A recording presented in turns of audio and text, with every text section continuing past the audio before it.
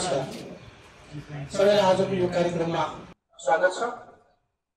अब यो कुनै त्यस्तो फर्मल कार्यक्रम पनि होइन। जे लिनुहुन्छ सबैले लिनुहुन्छ। हाम्रा बीच बौद्ध धर्मका अध्येता विद्वान लोचाबा पुण्यप्रसाद चौधरी सर हुनुहुन्छ, जो हामी सबैको गुरु हुनुहुन्छ र यो वास्तवमा उहाँलाई हामीले धेरै पटक सुनिसकेका छौँ। हामीले तालिमको दौरान पनि उहाँले नै हामीलाई तालिम दिनुभएको हो। यो कार्यक्रमलाई हामीले एउटा पुनरावृत्ति अथवा रिफ्रेसमेन्ट को रूपमा लिएका छौँ। आज जे जति हामी उपस्थित छौँ यहाँ सबैलाई पुरै पटक म स्वागत गर्दै धेरै राम्रो कुरा केही पनि छैन यो कार्यक्रमको बारेमा। थोरै अब एक मिनट हाम्रो अध्यक्षजीले केही भन्नुहुन्छ होला र यो भन्दै म पोडियम पनि सरलाई नै उपलब्ध गराउँछु। पहिला छोरी अध्यक्षजीलाई म गराउँछु र अध्यक्षज्यूलाई म अनुरोध पनि गर्न चाहन्छु कि सरलाई हामी खानाले उहाँलाई स्वागत गरिदिनु त म हार्दिक अनुरोध गर्न चाहन्छु। धेरै धेरै स्वागत छ। हृदयदेखि सरप्रति हाम्रो अत्यन्त उच्च सम्मान छ। यस कार्यक्रमका प्रमुख अतिथि विद्वान पुण्य पराजुलीज्यू, चाइनिज ल्याङ्ग्वेजका अध्यक्ष प्रकाश राजपदाचार्यज्यू, पदाधिकारीज्यूहरू, उपाध्यक्षज्यू, कोषाध्यक्षज्यू लगायत सदस्यज्यूहरू र यहाँ उपस्थित सम्पूर्ण टुरिस्ट मित्रहरू र एउटा विशेष मैले हाम्रो साइना नेपाल मिडिया सोसाइटीका अध्यक्ष धर्मेन्द्र अझै भन्नुभयो लगायत सम्पूर्णलाई म tourist guide association of Nepal tour गाइडको अध्यक्ष खानेश्वर देवकोटाको तर्फबाट र टुर गाइडको तर्फबाट नमस्कार अभिवादन। र हाम्रो ठुलो निमन्त्रणलाई स्वीकार गरी हाम्रो प्रमुख अतिथि विद्वान बुद्धिजम हिन्दुजमको विद्वान पुण्य पराजुलीज्यू लगायत सम्पूर्ण उपस्थित भइदिनु भयो, त्यसको लागि हार्दिक स्वागत गर्न चाहन्छु। र अहिले त हाम्रो कार्यक्रम हामीलाई थाहा छ ज्ञान भन्ने कुरा जति टाढो त्यति बढ्छ। त्यो ज्ञान पाइनको लागि हाम्रो सर हाम्रो सामु उपस्थित हुनुहुन्छ।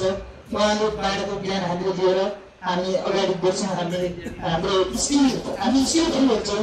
हामी quality tourism, cinematography tourism, cinematography tourist guide केही छैन भन्ने बेलामा हल्ला आइरहेको छ। त्यसलाई हामीले त्यो शब्दलाई हटाउनको लागि बेला बेलामा हामीले डाक्टर जयमान गुरुङ उनले सरलाई विभिन्न सरबाट प्रशिक्षण लिएको कुरा हामीहरूलाई अवगत छ।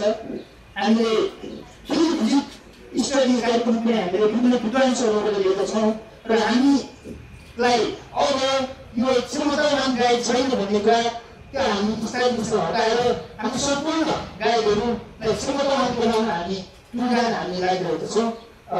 यति भन्दै एकचोटि यहाँ सबैलाई स्वागत गर्दै अब यो हाम्रो कार्यक्रम क्लास सुरु गर्नको लागि म आदरणीय गुरु पुण्य पराजुलीज्यूलाई अनुरोध गर्दछु। धन्यवाद।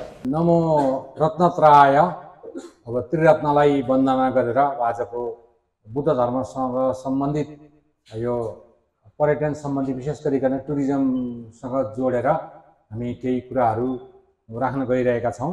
त्यो हुनाले सुरुमा मैले नमो रत्नत्रयाय भन्नुको मतलब चाहिँ बुद्ध धर्ममा 3 प्रकारका रत्नहरूलाई महत्त्व दिइन्छ। अब पहिलो रत्नलाई चाहिँ बुद्ध रत्न, जसलाई चाहिँ अब बौद्ध पारिभाषिक शब्दावलीमा चाहिँ शास्ता बुद्ध भनिन्छ, जसको शास्ताको अनुवाद गर्दा चाहिँ गाइड भन्ने हुन्छ। त्यो हुनाले बुद्ध धर्ममा चाहिँ बुद्धलाई गाइड अर्थात् पथ प्रदर्शक अर्थात् मार्ग निर्देशकको रूपमा मान्ने भएको नाताले बिहान बुद्ध मार्गीहरूले भोजन चढाउँदाखेरि पनि तोन्पालामे साङ्गे रिन्पोछे भनेर पहिला हामी उत्तम गाइड बुद्ध रत्नलाई भोजन चढाउँछौँ भनेर चाहिँ सुरु गर्ने चलन हुन्छ।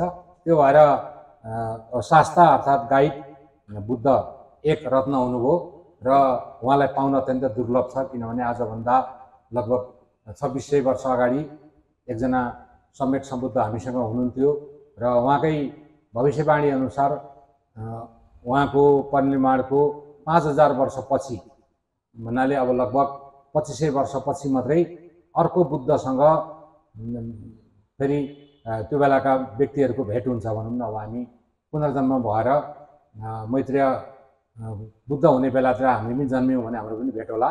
नत्र यो 5000 वर्षको बिचको रेन्जमा भेट्न सकिने बुद्ध भनेको चाहिँ अब मैत्रेय बुद्ध मात्रै हो। त्यो हुनाले बुद्धहरू पैदा भएको युग अर्थात् कल्प अर्थात् समयलाई चाहिँ भद्रकल्प भनिन्छ र अहिले यो पृथ्वीको उत्पत्ति भएदेखि यो पृथ्वीको नाश हुने अवधिकोमा चाहिँ जम्मा 1000 जना बुद्धहरू कहीँ 1002 को पनि उल्लेख गरेको पाइन्छ। भनौँ हामीले करिब 1000 जना बुद्धहरू चाहिँ यो अवधिमा पृथ्वीमा बुद्धको प्राप्त गर्नुहुन्छ उहाँले पढाउनुहुन्छ। त्यसमध्ये अब 4 जना बुद्धहरू हामीलाई पढाएर गइसक्नु भएको छ।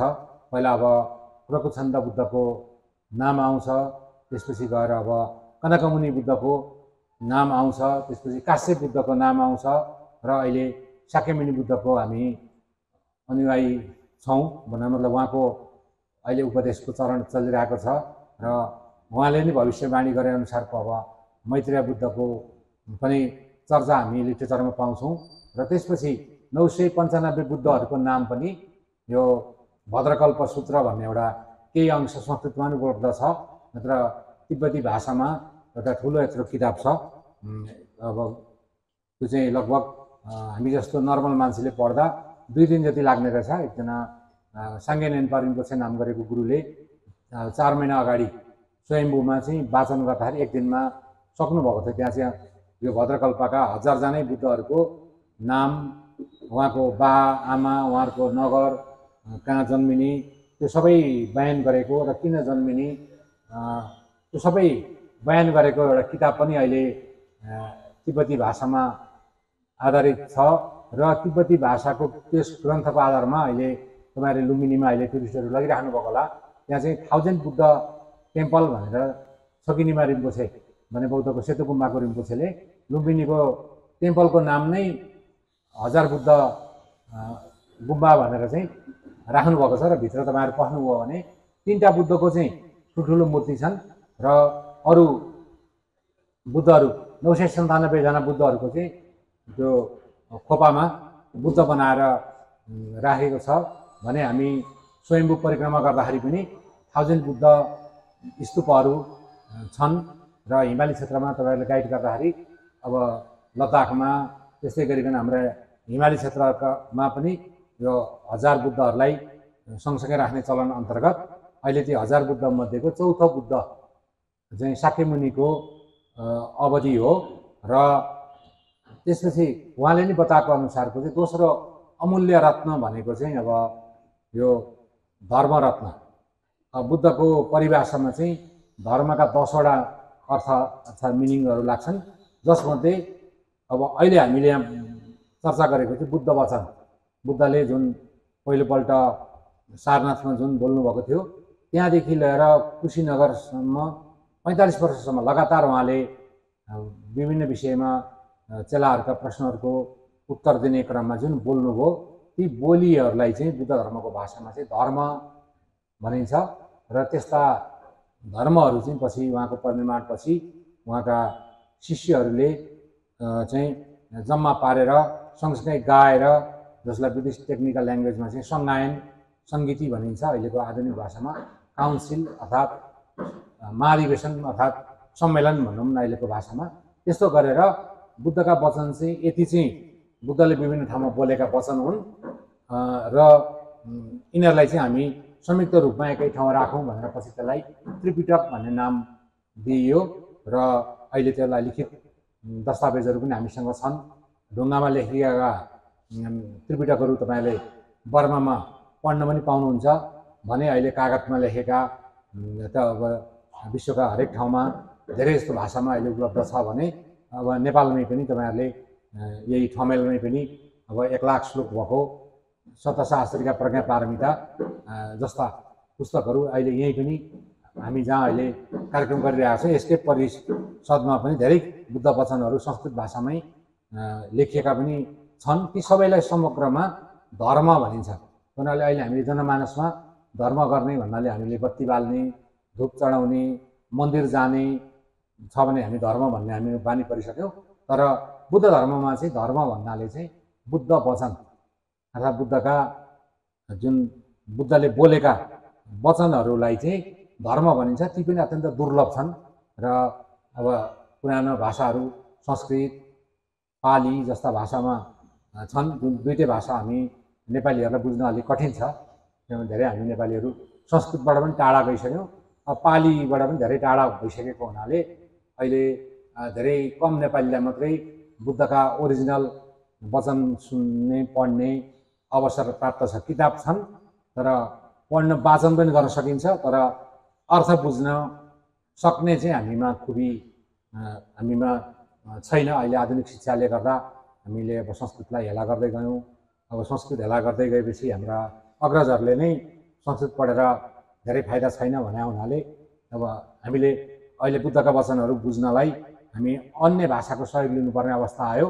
र तिब्बतीहरूले पनि उल्था गरेर उहाँहरूले चाहिँ काङ्ग्युर भनेर अहिले ठुलो परिमाणमा पुस्तकहरू उहाँहरूले राख्नुभएको छ। चाइनामा पनि थुप्रै पुस्तकहरू अनुवाद भएर राखिएका छन्। हुनाले अहिले बुद्ध धर्मको अध्ययन गर्नको लागि, बुद्ध वचन अर्थात् धर्म अध्ययन गर्नको लागि कि त पाली भाषाको जानकारी हुनुपर्छ, कि संस्कृत भाषाको जानकारी हुनुपर्छ, कि तिब्बती भाषाको जानकारी हुनुपर्छ, कि चाहिँ चाइनिज भाषाको जानकारी हुनुपर्छ भनेर अहिले विदेशका र नेपालकै पनि काठमाडौँ युनिभर्सिटीको कलेजहरूमा चाहिँ 4वटा भाषामध्ये एउटा कम्पलसरी हुन्छ। हुनाले अब पाली पढेर गए पनि भयो, संस्कृतबाट गए पनि भयो, तिब्बतीबाट गए पनि भयो, चाइनिजबाट गए पनि भयो। किनभने अहिले बुद्ध वचनहरू भेटिने भनेको यी 4वटा भाषामा छन् र चाइनिज पनि अत्यन्त कठिन भयो। अहिले मेनल्यान्ड चाइनाका चाइनिजहरूले पनि बुझ्न गाह्रो छ। अब ताइवानका चाइनिजहरूले चाहिँ अलिअलि बुझ्नुहुन्छ, तर मेनल्यान्ड चाइनाका चाइनिजहरूले अहिले अक्षरहरू पनि बुझ्न छोड्नुभयो। म उथाइसान अर्थात् यो पञ्चशीर्ष पर्वतमा एकचोटि तीर्थयात्रामा गएको बेलामा त्यहाँका बोधिसत्वहरूको नाम, बुद्धहरूको नाम चाहिँ त्यहाँ चाइनिज अक्षरमा लेखेको रहेछ। अब मैले यहाँ गाइडको रूपमा चाहिँ ध्रुव पौडेलजी हुनुहुन्थ्यो, उहाँले पढ्न सक्नु भएन। अनि उहाँले फेरि अरू चाइनिजहरू ल्याउनु भयो, ठुल्ठुला प्रोफेसरहरू पनि त्यहाँ आउनुभयो। उहाँहरूले त्यो अक्षर चाहिँ कसैले पनि पढ्न सक्नु भएन, त्यो साइनबोर्डै पढ्न गाह्रो रहेछ उहाँहरूलाई त्यो पहिलेको भने। अनि उहाँहरू एकजना विद्वानले चाहिँ के भन्नुभयो भने अब ताइवानबाट तीर्थयात्रीहरू आउनुभयो भने उहाँहरूले त्यो डिकोड गरिदिनुहुन्छ, अर्थात् अक्षर पढिदिनुहुन्छ, अनि मिनिङ हामी बताउँला भनेर केही बेर पछि ताइवानबाट एउटा भिक्षुहरूको ग्रुप आइपुग्यो र उनीहरूलाई चाहिँ पढ्न लगाइयो। अनि पढेपछि मात्रै अनि मेनल्यान्ड चाइनाका मान्छेहरूले त्यसको नाम भन्न सके। भन्नु मतलब अहिले आधुनिक नाम पनि राखेर रहन्छ, पुरानो चाइनिज रिप्लेस पनि गरेको रहन्छ, तर पढ्ने मान्छे चाहिँ अब चीनका विश्वविद्यालयहरूमा पनि अहिले छैनन्। अहिले नेपाल सरकारसँग झन्डै 4500 देखि 4000 को हाराहारीमा चाहिँ पुस्तकहरू अहिले राष्ट्रिय लेखालयमा छन्, तर पढ्ने कुनै पनि चाइनिज युनिभर्सिटीको मान्छेहरूले अहिले क्याटालग बनाउन सहयोग गर्न सक्नुभएको छैन। चीन सरकारले धेरै विद्वानहरू नेपालमा पठाए पनि अब राष्ट्रिय लेखालयमा पहिलेका जुन ग्रन्थहरू छन् चाइनिज पुस्तकहरू, ती पढ्न सक्ने मान्छे अब अहिले छैनन्। भन्नु मतलब चिनिया भाषामा पनि बुद्ध धर्म दुर्लभ भयो भने अब तिब्बतीमा रहेकोमा पनि अब अहिले हाम्रो नेपालमा विशेष गरिकन अब यो जनजाति आन्दोलन सुरु भइसकेपछि अब र धेरै तामाङहरूमा अहिले चाहिँ के चेतना आयो भन्दाखेरि हामीले यो तिब्बती किन, अर्काको भाषा किन पढ्नु भनेर अहिले उहाँहरूले त्यो तिब्बतीलाई दुरुत्साहित गर्ने क्रममा अहिले थुप्रै नेपालीहरू पनि तिब्बती पढ्नलाई कमजोर भएर गइसके। अब अझै पनि शेर्पाहरूले चाहिँ हाम्रो पुर्खाहरूले धर्म गर्ने भाषा हो, अक्षर पढ्नुपर्छ भनेर अहिले गुम्बाहरूमा आउनुहुन्छ। अब तर समस्या के छ त भन्दाखेरि त्यो तिब्बती पढेर अर्थ बुझ्ने मान्छे चाहिँ औँलामा गर्न सकिने जति पनि हुनुहुन्न अहिले हाम्रो नेपाली हिमाली सोसाइटीमा। त्यसले गर्दाखेरि अब यो तिब्बतीको पनि दुर्लभ भयो, चाइनिज त दुर्लभ अब हुने नै भयो भने अब संस्कृत झन् दुर्लभ हो होइन। तपाईँहरू जन आन्दोलन के अरे हाम्रो पछिका जनयुद्ध पछिका मान्छेहरू हो भने त झन् संस्कृत त अब आलु नै हुने बेला भयो होइन। भने हामी अलिक पुराना मान्छेहरूले 6 कक्षा 7 कक्षामा अलिअलि संस्कृत पढ्न पाइयो विरोध हुँदाहुँदै पनि होइन। तर भने हामीलाई अलिअलि बुझ्ने भइयो भने पाली भनेको त अब अहिले धेरै व्यक्तिले अहिले प्रयास गरे पनि धेरै गाह्रो भइरहेको हुनाले धर्म पनि दुर्लभ छ। त्यसकारण त्यसलाई रत्न भनियो। त्यसकारण धर्म रत्न र सबभन्दा दुर्लभ चाहिँ सङ्घ रत्न, किनभने बुद्धको उपदेशको अनुसरण गर्ने भिक्षु, भिक्षुनी, उपासक, उपासिका भनेर 4 प्रकारका व्यक्तिहरूको समूहलाई चाहिँ सङ्घ भनिन्छ। अब अहिले भिक्षु बन्देऊ भनेर अनुरोध गर्दाखेरि पनि धेरै परिवारका सदस्यहरू भिक्षु बन्न मान्नुहुन्न। अब धेरै अहिले बुद्धिस्ट परिवारकै मान्छेहरूलाई पनि समस्या के छ भने अब बजाचार्यहरूलाई, शाक्यहरूलाई, मानन्दरहरूलाई, तुलादरहरूलाई कमसेकम एउटा छोरो या छोरी चाहिँ भिक्षु बनिदियोस् न भनेर उहाँहरूले धेरै फकाउँदाखेरि पनि धेरै कम मात्रै बुद्धिस्ट सोसाइटीका बच्चा बच्चीहरू चाहिँ भिक्षु हुन गएका छन्। अब भने अब हिमाली क्षेत्रमा पनि अहिले समस्या छ। अहिले हाम्रो तिब्बती गुम्बा भन्छौँ, तर तिब्बती गुम्बामा एउटै तिब्बती चाहिँ भिक्षु भेटिँदैन। अब हाम्रो तामाङहरूले, हाम्रो शेर्पाहरूले, हाम्रो डोलपात्रका मान्छेहरूले अलिअलि ध्यान दिएका हुन्, तर त्यो जुन ओरिजिनल तिब्बतीले आफ्नो बच्चालाई गुम्बामा पठाउँदैन। पहिलाका जो थिए बुढा भइसके, कतिपय मरिसके, कतिपय विदेश पलायन भइसके। त्यो हुनाले अहिले तपाईँहरूले बौद्धमा गएर हेर्नुभयो, स्वयम्भूमा गएर हेर्नुभयो, फर्पिङमा गएर हेर्नुभयो भने धेरै नेपाली मूलका मान्छेहरू चाहिँ बस्छ जसलाई तिब्बती एकदम कमजोर छ, तर उहाँहरू पनि कुनै मौका पर्खेर बसेको हुन्छ। कुन बेलामा चाहिँ त्यो भिक्षु छोडेर चाहिँ उम्किने भन्ने क्रम चाहिँ छ भनेपछि मान्छे साँच्चैकै भिक्षु भिक्षुनी भेट्न पनि अहिले एकदमै दुर्लभ भएर गइसक्यो। र उपासक उपासिकाहरूमा पनि अब अहिले हामीले बुद्ध धर्म धेरै पढ्ने भनेको टुरिज्ममा हो, किनभने अब हामीले गाइड गर्नुपर्छ होइन। अब बिहारहरूमा लानु पऱ्यो, गुम्बाहरूमा लानु पऱ्यो, विल अफ लाइफ जस्ता थाङ्काहरूको अलिअलि व्याख्या गर्नु पऱ्यो। अब त्यो गर्नलाई चाहिँ अलिअलि बुद्धिज्मको जानकारी भएन भने त्यति के भन्छ गाइड गर्नलाई अलि समस्या पर्ने भएको हुनाले अहिले त्रिवेणी विश्वविद्यालयमा, लुम्बिनी बौद्ध विश्वविद्यालयमा पनि टुरिज्म ब्याकग्राउन्डकै मान्छेहरूले चाहिँ विद्यार्थीको रूपमा भर्ना भएर अहिले 2टै विश्वविद्यालय धान दिनुभएको छ। अहिले विश्वविद्यालयमा एकचोटि त्रिवेणी विश्वविद्यालयमा एउटा भाइबा लिन गएको सबै टुर गाइडहरू नै रहेछन् त्यहाँ चाहिँ होइन। लुम्बिनीमा त मैले पनि पढाएँ, हाम्रो टङ्कजीहरू यहीँ हुनुहुन्छ, उहाँहरूले पनि अब बुद्धिज्म पढेर राम्रोसँग आउनुभयो। तर के को लागि त भन्दाखेरि यो गाइडिङको लागि। त्यो हुनाले अब मैले पनि लगभग 32 वर्षसम्म नाथममा चाहिँ पढाउने क्रममा चाहिँ उहाँहरूले धेरै दुःखले मात्रै बुद्धिज्म पढ्नुभयो। कतिपयले पढेको त्यो लाइसेन्स लिएको भोलिपल्टबाट बुद्धिज्म फेरि पढेर खानुभयो यसो सबै। अनि पछि गाइडिङ गर्ने बेला समस्या पऱ्यो भन्दै अनि फोन गर्दै कता कता भेटौँ भन्दै धेरै गेट टुगेदरहरू पछि गाइडिङमा आइसकेपछि जुन कुरा मैले नाथममै पढाइसकेको कुराहरू पनि फेरि दोहोऱ्याएर तेह्राएर चौराएर बारम्बार पढाउनु परेको हुनाले अहिले सङ्घको हिसाबले उपासक उपासिकाको पनि सङ्ख्या कम भएको हुनाले अहिले बुद्ध भेट्नु पनि दुर्लभ छ, बुद्धको धर्म बुझ्न पनि दुर्लभ छ, अर्थात् एकदम रेयर छ। र बुद्धको अनुयायी भेट्न पनि एकदमै दुर्लभ छ। त्यो हुनाले ती 3 रत्नहरू चाहिँ अब अहिले कमजोर हुँदै गएको अवस्था हो। र बुद्ध आफैले मेरो शासन भन्नुहुन्छ बुद्धले, त्यो भनेको मेरो टिचिङ चाहिँ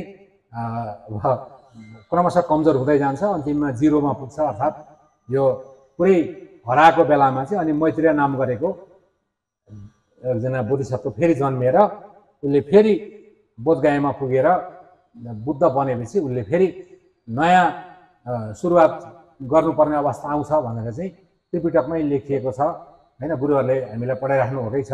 त्यसले गर्दाखेरि अलिकति यो दुर्लभ बेलामा अब आज चाहिँ हामी त्यस्ता किन बुद्धिज्म दुर्लभ हुँदै गयो त, मान्छेले किन बुद्धिज्म बुझ्न गाह्रो भयो भन्दाखेरि चाहिँ बुद्धिज्मको धार चाहिँ अलि यो सांसारिक कुराहरूलाई चाहिँ अलिकति बुद्ध आफैले पनि अलि इग्नोर गरेको र आफ्ना चेलाहरूलाई पनि यो धेरै सांसारिक झमेलामा चाहिँ नफस भन्ने कुराहरू भएका र बुद्धका धेरै जस्तो उपदेशहरू चाहिँ निर्वाण अर्थात् यो दुःखबाट मोक्ष हुने कुराहरूतर्फ चाहिँ केन्द्रित भएका हुने। र अब हामी नेपालीहरूलाई चाहिँ अहिले हामीलाई हातमुख जोड्नै गाह्रो हुने, हातमुख जोडे पनि छोराछोरी पढाउने गाह्रो हुने, छोराछोरी पढाए पनि अब काठमाडौँमा घर बनाएर बस्नै गाह्रो हुने र लगभग बडो दुःखले पढाएर होइन गाइड गरेर अलिअलि जोडजाड पार्दै होइन उमेरले चाहिँ कमजोर हुँदै जाने। अब यस्ता भएको नाताले रुचि भएका मान्छेहरूले पनि अहिले धेरै बुद्ध धर्ममा चाहिँ असजिलो भएको छ र साँच्चैको बुद्धिज्म चाहिँ के हो भन्ने कुरामा चाहिँ अलिक बुझ्न पनि गाह्रो भएको छ। तर अब टुरिज्ममा चाहिँ अब साँच्चैकै बुद्धिज्मको सँगसँगै अब यो कला वास्तुकला पक्षहरू चाहिँ बढी जानकारी हुनुपर्ने भएको हुनाले अब यो आर्ट आर्किटेक्चरतिर गइसकेपछि फिलोसफी चाहिँ स्वतः कमजोर हुन्छ। मैले त्रिभुवन विश्वविद्यालयको पनि कोर्सहरू बनाउने क्रममा थिएँ, पढाएँ पनि। त्यहाँ पनि के छ भने अब 10 पेपर छन् भने 9 पेपर चाहिँ अन्य विषय भयो, 1 पेपर मात्रै बुद्धिस्ट फिलोसफी हुन्छ। अब विद्यार्थीहरू मरेर मात्रै पास हुन्छन्। अनि लुम्बिनी विश्वविद्यालयमा पनि साँच्चैको फिलोसफी भनेको एकदमै कम मात्रै कोर्स राखिएको छ, किनभने त्यहाँ पनि कोर्स बनाउने क्रममा धेरै अलिकति हेभी कोर्स राख्यो भने चाहिँ विद्यार्थी आउँदैनन्, फेल हुन्छन् भन्ने डरले पनि जानी बुझिकनै अहिले हल्का फुल्का विषयहरूलाई चाहिँ अहिले लुम्बिनी विश्वविद्यालयले पनि जोड गरेका छन्। र साँच्चीकै बुद्धिज्मै पढाउनु पर्यो भने चाहिँ दुईटै विश्वविद्यालयमा मान्छे भेटिँदैनन्। टियुमा पनि फिलोसफी पढाउनु पर्यो भनेपछि सबै टिचरहरू तर्सिने, त्यो फिलोसफी टपिक चाहिँ पढाउन नमान्ने। लुम्बिनी बौद्ध विश्वविद्यालयभित्र पनि अरू चिजहरू चाहिँ अलिक जोड्न सजिलो रहेछ। त्यो चाहिँ यो साँच्चैको हार्डकोर बुद्धिज्म पढाउनु पर्यो भने चाहिँ लुम्बिनी बौद्ध विश्वविद्यालयभित्र पनि अहिले मेन पावरको कमी नै छ। भने अब टुरिज्ममा तपाईँहरू जुन क्षेत्रमा काम गरिराख्नु भएको छ र जुन उद्देश्यले अहिले गाइड ट्रेनिङमा आउनुभएको छ, तपाईँहरूलाई चाहिँ अब हल्का फुल्का विषयले नै तपाईँहरूको व्यवसाय चल्ने हो। त्यही हुनाले हार्डकोर विषय भन्न थाल्यो भने त अब टुरिस्टहरू नै आत्तिने अवस्था पनि आउन सक्छ होइन। अब संसार दुःख छ, दुःखको कारण छ, दुःख निरोध हुन्छ, दुःख निरोध गर्ने मार्ग छ भन्न थाल्यो भने अलि अब कतिपय टुरिस्टहरू नेपालमा अब मनोरञ्जन गर्न आएको होइन बेलामा चाहिँ अब सुरुवात नै दुःखबाट छ भनेर वैराग्यतिर जगाइदियो भने अब मान्छे कोही हनिमुन मनाउन आएका होलान्, कोही चाहिँ नि अब छुट्टी मनाउन आएका होलान् होइन। त्यस्तो बेलामा बुद्धको हार्डकोर उपदेश पछाइदियो भने चाहिँ अलिकति गाह्रो हुन्छ। किनभने बुद्धिज्मको चाहिँ एकजना अमेरिकामा हुनुहुन्थ्यो पहिला रिम्पोछे, छोग्याम टुम्पा रिम्पोछे भन्ने हुनुहुन्थ्यो। उहाँले चाहिँ बुद्धिज्म स्टार्ट्स फ्रम फ्रस्ट्रेसन भनेपछि जो व्यक्ति मध्यम वर्गको व्यक्ति छ, खाना लाउनको कमी छैन, व्यापारी भएको छ, तर मन अशान्त छ भने त्यो मान्छेले चाहिँ बुद्धिज्म प्र्याक्टिस गर्न सक्छ। जसलाई खाना लाउनै पर्याप्त छैन, जसको व्यापारी नै भन्न पाएको छैन भने ती मान्छेहरूलाई बुद्धिज्म सिकाउनु भनेको चाहिँ त्यो बालुवामा पानी हाल्नु जस्तो हो भनेर बुद्धिज्म चाहिँ अलि मिडल क्लास व्यक्तिहरू अलिकति पुगिसरी आएका व्यक्तिले चाहिँ प्र्याक्टिस गर्न सक्छन् भन्नुहुन्थ्यो। भने भगवान् बुद्ध आफैले भोको पेटले धर्म अभ्यास गर्न सक्दैन भन्ने भगवान् बुद्धको आफ्नै बाणी पनि छ, वचन पनि भएको नाताले अब यो व्यवसाय चाहिँ मा उत्सुक हुने व्यक्तिले अब एकैचोटि 4 सप्ताहबाट सुरु गर्यो भने चाहिँ त्यति व्यवसाय सफल हुन सक्दैन। त्यो हुनाले म पनि अब पर्यटन व्यवसायी नै भएको नाताले र यही पर्यटनबाटै मैले पनि काठमाडौँ महानगरपालिका वार्ड नम्बर 6 मा 3 तले घर बनाएर अहिले छोरा पढाएर श्रीमती अहिले पिएचडी गर्ने अवस्थामा पुर्याएर आफू पनि रिटायर्ड लिएर अब सबै आनन्दले बस्ने अवस्था चाहिँ मलाई यो पर्यटनले नै पुर्याएको हो। त्यो हुनाले अब म एउटा सुखी जीवन, एउटा लौकिक रूपमा सुखी जीवन बिताउनलाई पर्यटनले सहयोग गरे हुनाले म चाहिँ अब यो अरू ठाउँमा म नकार्थेँ। अब यहाँ टुर गाइडले अब यहाँ आएर पर्यटन सम्बन्धीमै बुद्धिज्मको कुरा जोडौँ भने हुनाले म उत्साही भएरै म तपाईँहरूसँग आएको छु। त्यो हुनाले म त्यति हार्डकोर विषयमा म जान्न, तर अब केही हल्का फुल्का विषयबाटै चाहिँ अगाडि सुरु गरौँ र तपाईँहरूका पछि प्रश्नोत्तर क्रममा चाहिँ तपाईँहरूलाई अप्ठ्यारो परेका कुराहरू तपाईँहरूले गाइड गर्दाखेरि परेका समस्याहरूमा पनि हामी केन्द्रित हौँला र त्यस विषयमा अब सुरुमा हामी अलिकति बुद्धको विषयमै थोरै चर्चा गरौँ, किनभने बुद्ध भन्दाखेरि धेरै मान्छेहरू अहिले झुकिरहेको बेला छ, किनभने अब धेरै प्रकारका बुद्धहरूको उल्लेख भएको छ। अब तपाईँ काठमाडौँमै जन्मेको मान्छे हो र यहीँका स्तूप चैत्यहरू हेरेरै तपाईँहरूको जिन्दगी चलेको छ भने यहाँ चाहिँ अब काठमाडौँ उपत्यकाभित्र शाक्यमुनि बुद्धको खासै महत्त्व छैन। यहाँ तपाईँहरू स्वयम्भूमा गएर हेर्नुहोस्, वरिपरिका ती बुद्धहरू हेर्नुभयो भने कुनै पनि शाक्यमुनिसँग सम्बन्धित बुद्धहरू छैनन्। अब यहाँ निस्केर हेरौँ, चैत्यमा कतै पनि शाक्यमुनि बुद्ध छैन। र सबभन्दा महत्त्वपूर्ण कुरो, बुद्ध जयन्तीको बेलामा मलाई लुक्लामा प्रवचन गर्न बोलाइएको थियो र त्यो बुद्ध को हो, बुद्ध कस्तो हुन्छ भनेर देखाउने क्रममा मलाई बडो गाह्रो भयो त्यहाँ, किनभने त्यहाँ भित्तामा ठुल्ठुला थाङ्काहरू थिए, त्यहाँ पनि बुद्धको कुनै चित्र थिएन। 3टा ठुल्ठुला मूर्ति थिए, त्यहाँ कुनै पनि शाक्यमुनि बुद्धको मूर्ति थिएन। र थाङ्का पेन्टिङ स्कुल थियो, त्यहाँ कसैले पनि थाङ्का पेन्टिङमा शाक्यमुनिको पेन्टिङ भेटिएन। अन्तिममा एकजना मगर बहिनी हुनुहुँदो रहेछ, उहाँको पसलमा चाहिँ यो इन्डियन पाराको एउटा बुद्धको त्यो फोटो चाहिँ भित्तामा टाँसेको रहेछ। अनि त्यही उकाएर हामीले ल्याएर अनि यो चाहिँ आज उहाँको चाहिँ जन्मदिन हो, आज उहाँको चाहिँ यो सम्बोधि प्राप्त गरेको दिन हो, आज उहाँको चाहिँ परिनिर्वाण भएको दिन हो भनेर त्यही मगरको पसलबाट ल्याएको थाङ्काले 2 घन्टा प्रवचन गरेर अनि त्यही अगाडि चाहिँ एउटा ब्यानर बनाएर बोकेर नगरपालिकामा गरेर अनि बुद्ध जयन्ती समापन गरियो। र अर्कोचोटि मलाई बोलाउनुहुन्छ लुक्लामा भने चाहिँ तपाईँहरूले शाक्यमुनि बुद्धको कमसेकम एउटा मूर्ति बनाउनुहोस्, त्यो सक्नुहुन्न भने एउटा थाङ्का भए पनि बौद्धतिरबाट किनेर ल्याएर, काठमाडौँबाट किनेर ल्याएर एउटा शाक्यमुनि बुद्धको थाङ्का राख्नुहोस् भनेर मैले सुझाव दिएको थिएँ। त्यसपछि उहाँहरूले मलाई आजसम्म बोलाउनु भएको छैन र मैले अस्ति श्रीमती चाहिँ लेज अफिसर भएर उता अहिले एभरेस्टतिर गएको छन्। अनि सोधेँ त्यहाँ लुक्लाको गुम्बातिर कतै शाक्यमुनि छ कि छैन भनेको, खै देखिएन, बुद्ध त कतै पनि देखिएन। गुरु रिम्पोछेहरू अरू देखियो, तर शाक्यमुनि बुद्ध चाहिँ अहिले पनि खोइ मैले पनि गुम्बामा देखिनँ भन्ने कुरा चाहिँ श्रीमतीबाट पनि मैले सुन्न पाएँ। मतलब अधिकांश यहाँ काठमाडौँका नेपाली मात्रै होइन कि हिमालतिरका नेपालीहरूलाई पनि शाक्यमुनि बुद्धकै बारेमा चाहिँ जानकारी कम छ। अब हामी स्कुल पढेर आएका सरकारी स्कुल पढ्ने मान्छेहरूलाई चाहिँ अलिअलि बुद्धको जीवनी भनेर हामी पढेर आयौँ, तर जो रियल बुद्धिज्मकै प्र्याक्टिस गर्ने होइन, अब यहाँ काठमाडौँको बजाचाराई फ्यामिलीमै हुर्केका, साके फ्यामिलीमै हुर्केका, मानन्दर फ्यामिलीमै हुर्केका अनि हाम्रा पहाडतिरका शेर्पाहरू तामाङहरूलाई चाहिँ उहाँहरूको सोसाइटीभित्र चाहिँ शाक्यमुनि बुद्ध चाहिँ पढाइँदो रहन्छ र शाक्यमुनि बुद्धको मेडिटेसन प्र्याक्टिस चाहिँ गराइँदो रहन्छ। र त्यो चाहिँ अनुभूति मैले पनि गरेँ। त्यसले गर्दाखेरि अब यो आउने सोमबार चाहिँ हामी बुद्ध जयन्ती मनाइरहेका छौँ। विश्वभरिका मान्छे लुम्बिनीमा आएर होइन बुद्ध जयन्तीमा दर्शन गर्न जाउँ भन्ने मान्छेहरू तपाईँहरूकै पनि होइन ग्रुपहरू होलान्।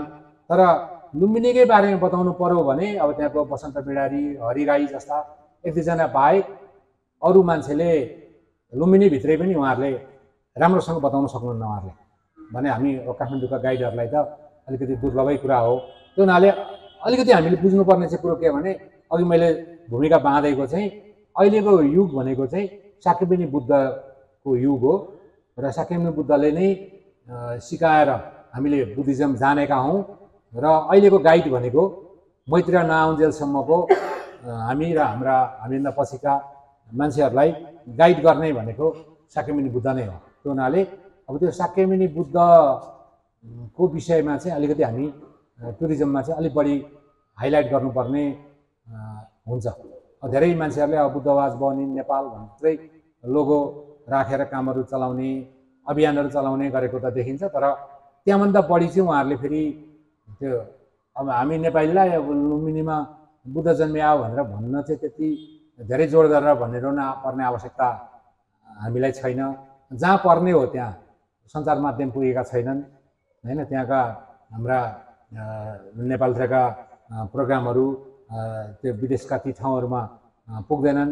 बरु त्यो प्रचार गर्ने पैसा चाहिँ CNN-तिर, BBC-तिर हैन, अरू जहाँ विश्वभरिका मान्छेले हेर्नेपट्टि चाहिँ समष्टिगत रूपमा त्यो त्यहाँ 2 मिनटको 4 मिनटको क्लिप हालिदियो भने चाहिँ बरु त्यसले चाहिँ अब दूरगामी असर पार्छ।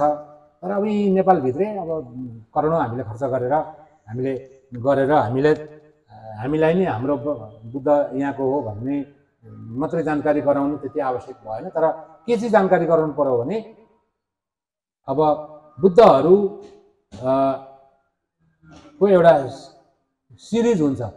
उहाँहरू कोही पनि मान्छे जन्मेर ध्यान गरेर त्यही जन्ममा कोही पनि मान्छे बुद्ध बन्न सक्दैन।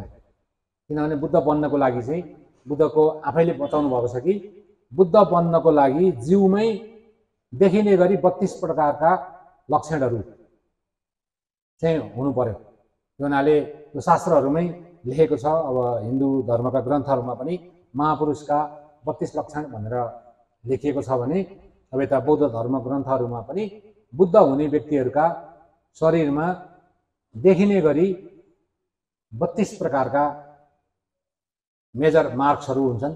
अनि अलि माइनर गरेर 80 वटा हुन्छन् र टोटल चाहिँ 112 प्रकारका सङ्केतहरू अर्थात् चिन्हहरू चाहिँ बुद्ध बन्ने व्यक्तिको शरीरमा देखा परेका हुन्छन्।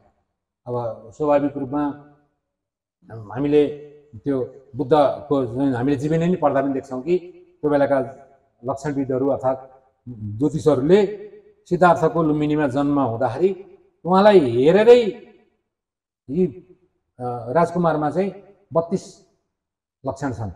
यी व्यक्ति कि त चक्रवर्ती सम्राट बन्छन् कि चाहिँ यो बुद्ध बन्छन् भनेर त त्यो बेलाका तत्कालीन ज्योतिषहरूले नै भनेका छन्। राजा शुद्धोधनका अगाडि हे महाराज, तपाईँको जुन अहिले छोरा जन्मिनु भएको छ यो छोरा भनेको चाहिँ विलक्षण व्यक्ति हो, किनभने उहाँको शरीरमै 32 प्रकारका लक्षणहरू चाहिँ अहिले स्पष्ट देखिन्छन्। र यस्तो 32 प्रकारका लक्षण देखेको व्यक्ति चाहिँ यो राजा भएर बस्यो भने पनि यो चक्रवर्ती सम्राट बन्छ, युनिभर्सल एम्पेररै बन्छ भने राजा भएन, यो सन्यास लियो अथवा भिक्षु भयो भने पनि त्यस्तो व्यक्ति चाहिँ मिनिमम बुद्ध बन्ने लक्षण हो भनेर शुद्धोधनलाई जुन ज्योतिषहरूले रिपोर्ट गरे त्यसबाट के देखिन्छ त भन्दाखेरि बुद्ध भन्ने बन्नलाई एउटा ब्याकग्राउन्ड बनाएर आउनु पर्दो रहेछ। त्यो ब्याकग्राउन्ड बनेर जुन हामीले अग्ला घरहरू बनाउँदाखेरि बाहिर जुन स्काफोल्डहरू हामी बनाउँदै जान्छौँ, हामी त्यो बाँसका भाटाहरू अथवा अहिले फलामका डन्डीहरू जोडेर त्यो अनि बिस्तारै पहिला बाहिरको ब्याकग्राउन्ड बनाएर अनि भित्र चाहिँ हामी गाह्रो लाउँदै गएर फिनिसिङ गर्छौँ। त्यो जस्तो खालको चाहिँ त्यो ब्याकग्राउन्ड बनाउँदै जानुपर्दो रहेछ। भनेपछि अहिलेका शाक्यमुनि बुद्ध पनि धेरै समय अगाडि चाहिँ उहाँ पनि हामी जस्तै अर्डिनरी शरीर भएको ह्युमन बिइङै हुनुहुन्थ्यो, जसको बेलामा उहाँलाई नाम चाहिँ सुमेध भन्ने नाम राखिएको छ। र त्यो सुमेध चाहिँ पहिला ब्राह्मण कुलमा जन्मेका थिए, पछि उनी ऋषि भएर जङ्गलमा तपस्या गर्न गएका थिए र त्यही बेलामा सुमेध तपस्या गरेको जङ्गलको फेदीतिर चाहिँ एउटा त्यहाँ गाउँ थियो र त्यो गाउँमा चाहिँ दीपकर नाम गरेका बुद्ध चाहिँ आउँदै हुनुहुन्छ भन्ने कुरो चाहिँ त्यो ऋषि सुमेधको कानमा पनि पुग्यो र पुगेपछि उहाँले पनि म पनि गएर अब के गर्दा चाहिँ बुद्ध बनिँदो रहेछ त भनेर म बुद्धलाई भेट्न जान्छु भनेर चाहिँ अब सुमेध ऋषि जङ्गलबाट तल झरे र त्यहाँ खोला तर्दै हुनुहुन्थ्यो बुद्ध।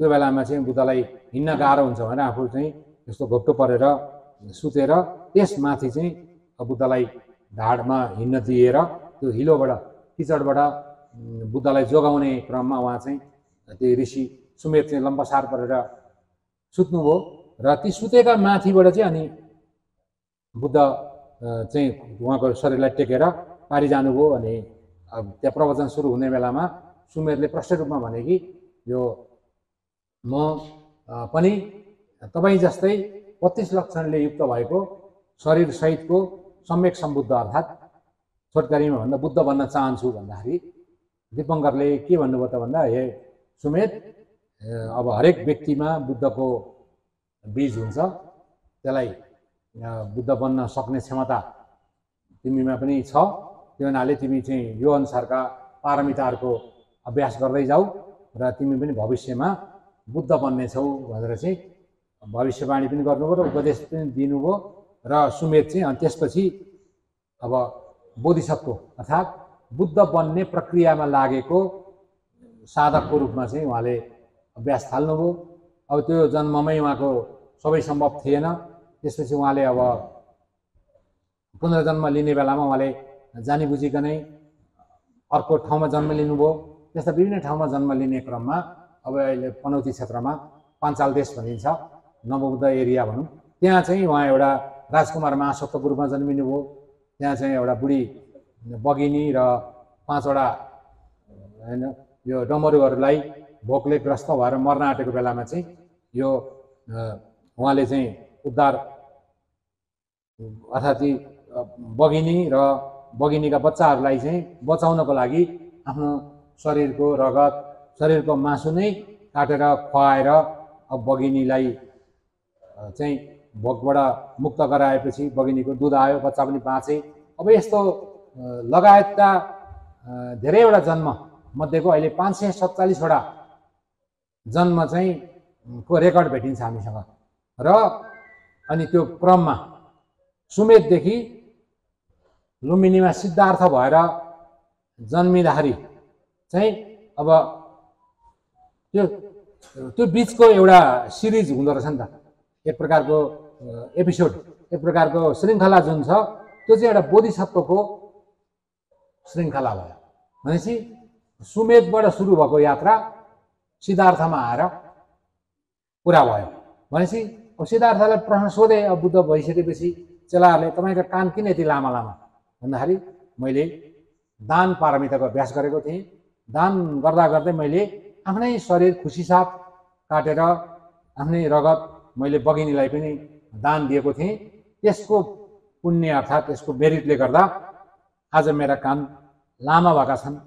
तपाईँको उसिनी कसरी आयो, तपाईँको यो उँडा कसरी आयो, यी सबै कुराहरू सोध्ने क्रममा चाहिँ उहाँले विभिन्न ब्याकग्राउन्ड बताउने क्रममा चाहिँ उहाँले चेलाहरूलाई बताएका वचनहरूलाई पछि सङ्कलन गरेर जातक भन्ने एउटा सिरिज तपाईँले त्रिपिटकभित्र एउटा यो खुद्दक निकायभित्र एउटा छोटा कथाहरूको सङ्ग्रह नै छ र जुन चाहिँ पछि अब अहिले अङ्ग्रेजीमा नै अनुवाद भएको छ, नेवारीमा पनि पुरै अनुवाद भएको छ।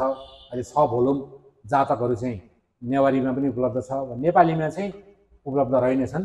अहिले हाम्रो साथीहरू चाहिँ जातकलाई चाहिँ नेपालीमा उल्था गर्ने भनेर अहिले एउटा कमिटी बनेको छ हाम्रो। बिचमा 2-4 हाम्रा मिटिङहरू पनि भए र ती जातक कथाहरू चाहिँ सुरुदेखि सुमेरदेखि यो देवलोकमा देव हुन्जेलसम्म भनौँ न, सिद्धार्थ पछिको त कथा हामी भेट्छौँ, त्यो त अब सबैले हामीले पढिआएको कथा हो। तर जुन श्वेतकेतु बोधिसत्वको रूपमा माथि तुलसीदास देवलोकमा हुनुहुन्थ्यो त्यो बिचको अवधिका चाहिँ स्टोरिजहरूको चाहिँ अहिले ताइवानबाट राम्रोसँग चित्रसहित 2 भोल्युम किताब पनि छापिएको छ। अहिले हिन्दीमा पनि पहिला 1943 तिर चाहिँ 2 भोल्युममा छापिएका रहेछन्। अहिले त्यहाँबाट नेवारीमा अहिले 6 भोल्युम किताबहरू अहिले पाटन दुण्डबहादुर बजाचार्यले प्रकाशन गरिदिनु भएको रहेछ। तर अनि अमर चित्र कथा भनेर तपाईँहरूले त्यो इन्डियन प्रिन्टहरूका यत्रो 10वटा सिरिज एउटैमा बाइन्डिङ गरेको पनि किताबहरू अहिले किन्न पाइन्छ होइन। त्यो मध्येमा ती चाहिँ के हुन् भन्दाखेरि एउटा बुद्ध बन्ने प्रोसेसमा लागेको व्यक्तिको विभिन्न फेजलाई रिप्रेजेन्ट गर्नलाई जुन कथाहरू छन् तिनीहरूलाई जातक कथा भनिन्छ। र ती जातक कथाहरूले के देखाउँछ त भन्दाखेरि अब दान पारमिता पुरा गर्नको लागि उहाँले सुमेधदेखि महासत्वसम्म कति के अभ्यास गर्दै जानुभयो त। अब त्यस्तै शील पारमिताका कुरा आउँछन्, शान्तिका कुरा आउँछन्, प्रज्ञा पारमिताका कुरा आउँछन्, विभिन्न पारमिताहरूका सँग जोडिएका कथाहरू छन् त्यहाँ चाहिँ। अब अहिले आकर्षक बनाउनलाई ताइवानको स्कुलहरूको लागि बनाइएका टेक्स्ट बुकहरू पनि हेरेँ मैले, थाइल्यान्डको टेक्स्ट बुकहरू पनि हेरेँ। उहाँहरूले चाहिँ त्यस्तै केही रोचक कथाहरू चाहिँ झिकेर त्यहाँको टेक्स्ट बुकमा पनि समावेश गरिएको हुँदो रहेछ। र अहिले मुस्ताङमा भएका झ्याम्पा गुम्बा, थुप्चेन गुम्बा, जुम्लोमान्थाङका गुम्बाहरूका भित्तामा भएका पेन्टिङ चाहिँ पछि रेस्टोर गर्नु पर्यो। त्यो रेस्टोर गरेर कहाँबाट गर्ने भन्ने क्रममा चाहिँ हामीले अनुसन्धान गर्दा त्यो चाहिँ तिनै कथाहरूभित्रका जातक कथाहरूबाट जोडेर क्षेमेन्द्र भन्ने एकजना कविले होइन उहाँले लेखेको एउटा यो कल्पलता अवदान भन्ने एउटा किताब पाइन्छ, अहिले संस्कृतमा पनि छ, तिब्बतीमा हुन्छ। त्यो टिबेटियन आर्टिस्टहरूले त्यो किताब हेरेर पेन्टिङ गरेका रहेछन्। त्यसमा चाहिँ अनि पछि पत्ता लगाएर त्यसको धेरै त्यहाँका कथाहरूको अंश चाहिँ मैले पनि अनुवाद गर्दै थिएँ पहिला। त्यो जस्तो खालको के भने अहिले अधिकांश पेन्टिङहरू बुझ्न पनि हामीलाई जातक कथाको सहारा लिनुपर्छ। यसले तपाईँहरूले काठमाडौँको उपत्यकामा गाइड गर्दाखेरि पनि बिहारहरूका भित्तामा भएका पेन्टिङहरू बुझ्नलाई धेरै गाह्रो भइरहेको हुनसक्छ। त्यो चाहिँ विभिन्न जातकसँग जोडिएका पेन्टिङहरू छन्। बुद्ध जीवनीको चाहिँ अलिक सजिलो भयो, तर बुद्धका प्रिभियस लाइफहरूको चाहिँ कथाहरू चाहिँ रोचक कथाहरू पनि अहिले काठमाडौँ उपत्यकामा पनि जोडिएका छन् भने हिमाली गुम्बाहरूमा पनि ती चित्रकथा जुन चित्रहरू चाहिँ कथामा आधारित चित्रहरूको चाहिँ पेन्टिङ छ। र त्यसलाई चाहिँ अब ताइवान जस्तो, थाइल्यान्ड जस्तो बौद्ध देशहरूले चाहिँ आफ्नो बच्चाहरूलाई पढाउँदाखेरि बच्चैदेखि एउटा सिस्टममा ढाल्दै लगे। तर अब हामी नेपालीले चाहिँ त्यति बुद्धकै जीवनी पनि हामीले त्यति राम्रोसँग बच्चालाई पढाउन सकेका छैनौँ भने अब जातकहरूको त हामी सिनियर मान्छेहरूलाई पनि धेरै कमलाई मात्रै जातकको बारेमा जानकारी छ। त्यो उनीहरूले तपाईँहरूलाई गाइडिङमा काम गर्नको लागि चाहिँ के चाहियो त भन्दाखेरि बुद्ध बन्नको लागि त्यो प्रोसेसमा भएको व्यक्तिलाई बोधिसत्व भनिन्छ। बोधिसत्वले विभिन्न ठाउँमा जन्म लिन्छ, कहिले जनावरको रूपमा जन्मिन्छ, कहिले देवको रूपमा जन्मिन्छ होइन, कहिले पण्डितको रूपमा जन्मिन्छ, कहिले राजाको रूपमा जन्मिन्छ। विभिन्न रूपमा जन्मिएका कथाहरूको एउटा मोरल जुन स्टोरी हुन्छ त्यो चाहिँ अहिले स्कुलका टेक्स्ट बुकहरूमा त्यो मोरल तल भनेर एउटा राखिदिएको हुन्छ। त्यो चाहिँ मोरल चाहिँ के हो भने बुद्धिज्मभित्र अनुसारको चाहिँ हार्डकोर बुद्धिज्मले चाहिँ के भन्छ भने ती जन्महरूमा त्यसरी जम्मा पारेका पुण्य सम्भार अर्थात् एकुमुलेसन अफ मेरिटले अन्तिम जन्म चाहिँ उहाँको चाहिँ जब मायादेवीको कोखबाट लुम्बिनीमा सिद्धार्थको रूपमा जब जन्मिनु हो, त्यो जन्मिँदाखेरि भनेका अब त्यो रेकर्डेड 547वटा, अनरेकर्डेड कति होला अब उहाँले नबताएको त हामीले अहिले कथा बनाउने कुरो त भएन। तिनीहरूको इम्प्याक्ट चाहिँ के छ भने त्यसको क्युमुलेटिभ इफेक्ट चाहिँ सिद्धार्थमा देखिएको हो होइन। त्यो हुनाले अहिले पनि अब ताइवानिजहरूसँग तपाईँले काम गर्नु पर्यो भने तपाईँको कान हेर्दो रहेछन् उनीहरूले होइन।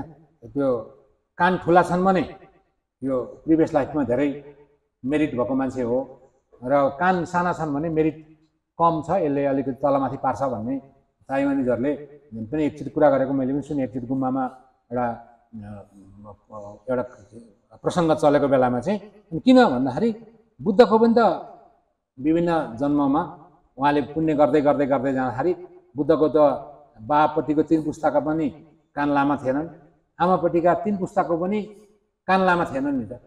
त्यो त जेनेटिकली त अहिलेको जुन हाम्रो होइन ग्रेगोरी मेन्डलको प्रिन्सिपलै अनुसार हेर्ने हो भने पनि ममा देखिएका गुणहरू कि मेरा आमापट्टिका 3 पुस्ताका गुण आउँछन् कि मेरा बापट्टिका 3 पुस्ताका गुण चाहिँ मेरो शरीरमा चाहिँ देखिन्छन् भने जस्तो। अब बुद्धका त मायादेवीपट्टिका पनि ती कोलीहरूको पनि लामा कान भएको उल्लेख छैन। अब शुद्धोधनपट्टिका पनि शुद्धोधनका बाबुहरू बाजेहरूको पनि कान लामा भएको कुरा त कहीँ पनि छैनन्। कहाँबाट आयो त भन्दाखेरि त्यो उहाँको इन्डिभिजुअल कलेक्सनबाट आयो भन्ने मतलब उसिने छ। जन्मिँदै शिरमा चाहिँ अब डल्लो, अब हामी त अहिले कपालको चुल्ठो जस्तो हामी देख्छौँ, तर त्यो बुद्धले त कपाल काटेको भिक्षु हो, भिक्षुको त चुल्ठो हुँदैन, योगीहरूको त चुल्ठो हुन्छ होइन। तर बुद्धको त त्यो सेभ गरेको टाउकोमा डल्लो देखिनुको मतलब त के हो त भन्दाखेरि त्यो एउटा मसल नै हो नि त त्यो। त्यसले गर्दाखेरि त्यो उसिनिसा नाम गरेको मसल आउनुको पनि कारणहरू छन्। त्यो हुनाले बुद्धको पेन्टिङ गर्ने बेलामा अब यो कस्तो किसिमले बुद्धको पेन्टिङ गर्ने, के लक्षणहरू देखाउने भन्ने क्रममा आइकोनोमेट्रीको किताबै पाइन्छ। अहिले राजेन्द्रजी यहीँ हुनुहुन्छ होइन।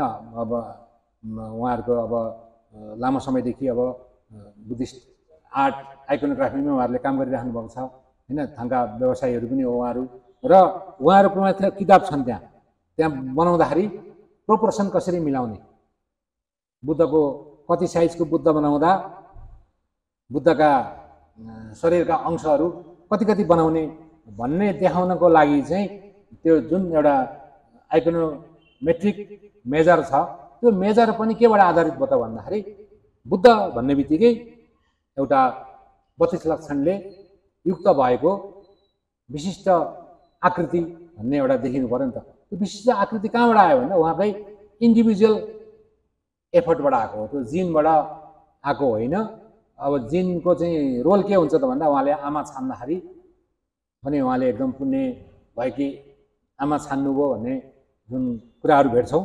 त्यो हुनाले अब त्यो चाहिँ अब जन्मिनेको लागि उहाँलाई जुन एउटा गर्व चाहिएको थियो, त्यो गर्व पनि अलिकति विशेष खालकै गर्व छान्नुभयो भन्नेसम्म चाहिँ लिङ्क गर्न सक्थ्यो। तर साँच्चीकै उहाँको त्यो आमामै नभएका क्वालिटी चाहिँ आए, बामै नभएका क्वालिटीहरू शरीरमै देखा परे भन्नुको मतलब त्यो बोधिसत्वको एक्टिभिटी चाहिँ त्यो लामो अवधि चल्दै गएको हुन्छ र त्यसको चाहिँ शरीरमा पनि इफेक्ट देखिन्छ। त्यो हुनाले जिनभन्दा अलिक परका कुराहरू पनि बुद्धिज्ममा आउँछन्। र यसरी बुद्ध बन्ने क्रममा चाहिँ व्यक्ति पहिला बोधिसत्व हुँदो रहेछ, अनि त्यो बोधिसत्वको उचाइ बढ्दै बढ्दै बढ्दै बढ्दै बढ्दै गएर अब हामीले अब जनरल महायान अनुसार हो भने 10 भूमि पार गरिसकेपछि अब वज्रयान बुद्ध धर्म हो भने 13वटा भूमि पार गरिसकेपछि होइन, त्यो चाहिँ अब तपाईँहरूले अब जनरल महायान कन्ट्रीहरूमा जानुभयो भने स्तूपमा अहिले 10वटा मात्रै स्टेपहरू देखिन्छन् भने अब काठमाडौँ चाहिँ वज्रयानको केन्द्र भएको नाताले यहाँको स्वयम्भूमा बौद्धमा या अरू स्तूपमा जानुभयो भने 13वटा चाहिँ जुन भूमिहरूको चाहिँ जुन अहिले उल्लेख छ नि त, त्यसको मतलब के त भन्दाखेरि एउटा सुमेधलाई फर्स्ट स्टेज मानेर अनि त्यो सुमेधले उसले एकुमुलेसन गर्दै गएका विभिन्न जन्ममा एकुमुलेसन गर्दै गर्दै गर्दै गर्दै गर्दै त्यो सक्किमुनि भएर जन्मिने बेलासम्ममा ऊ 10औं भूमिमा ऊ पुगिसकेको छ होइन। अनि त्यसपछि ऊ 10औँबाट ट्रान्सेन्ड गर्नको लागि चाहिँ अनि बोधगया पुग्नु पर्यो होइन। अनि बोधगयामा 35 वर्षको उमेरमा वैशाख महिनाको पूर्णिमा तिथिको दिनमा चाहिँ अब त्यो चाहिँ 10बाट क्वान्टम लिप अर्थात् छलाङ मारेको चाहिँ त्यो चाहिँ पछि उहाँ चाहिँ अब म आजबाट म बुद्ध भएँ भन्नु मतलब अलि अगाडिसम्म चाहिँ म बोधिसत्व थिएँ। कहिलेदेखि बोधिसत्व थिएँ भन्दा सुमेधदेखि म बोधिसत्व थिएँ। अब पनौतीमा जन्मिने बेलामा म राजकुमारको महासत्वको बेलामा पनि म बोधिसत्वै थिएँ। राजा सिपी भएको बेलामा पनि म यो उनै थिएँ। महाजनक राजा भएको बेलामा पनि म यो उनै थिएँ होइन। यी सबै कुराहरू जोड्दै जोड्दै जोड्दै जोड्दै बोधिसत्वको लामो श्रृङ्खला बताएर अन्तिममा अब आजबाट चाहिँ म बुद्ध भएँ, अब मेरो पुनर्जन्म हुँदैन र म चाहिँ अब मेरो चाहिँ अब परिनिर्माण हुन्छ भनिसकेपछि अब उहाँको जुन बोधगयादेखि कुशीनगरसम्मको फेज भनेको चाहिँ बुद्धको फेज हो। र जब कुशीनगरमा उहाँको परिनिर्माण भयो होइन, वैशाख पूर्णिमाको दिनमा जब परिनिर्माण भएपछि अब त्यो सुमेधको बाट सुरु भएको फेजको सक्यो। अब त्यसबाट अब हामीले हे बुद्ध आऊ शान्ति देऊ भन्ने हामीले गीत गाए पनि, हामीले भजन गाए पनि अब चाहिँ बुद्ध आउनु होला, तर को आउनु होला भन्दा अब मैत्रेय आउनु होला। अब त्यसमा हामीले चाहिँ प्रार्थना कसलाई गर्नु पर्यो? हे मैत्रेय तपाईँ चाँडो आइदिनुहोस् भने हुनाले हाम्रो हिमाली मान्छेहरूले बुद्धि पुर्याएर उहाँहरूले के गर्नुभयो? ठुलो मूर्ति मैत्रेयको बनाउनुहुन्छ नि त उहाँहरू। तपाईँहरू अब मुस्ताङ धेरैपल्ट जानु होला। मुस्ताङको चाहिँ अब नामै झ्याम्पा, झ्याम्पा माने मैत्रेय होइन।